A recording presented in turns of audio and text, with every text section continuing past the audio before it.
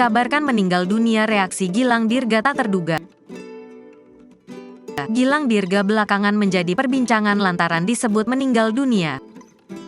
Dalam Instagram miliknya, Gilang Dirga memberikan jawaban mengenai isu tersebut. Ia mengaku sama sekali tidak marah usai dikabarkan meninggal dunia. Justru Gilang Dirga disebut biasa saja. Hal tersebut dikarenakan dirinya paham setiap yang bernyawa pasti akan meninggal dunia. Kemarin sempat beredar kabar bahwa saya meninggal. Alhamdulillah saya tidak marah, bahkan cenderung biasa saja.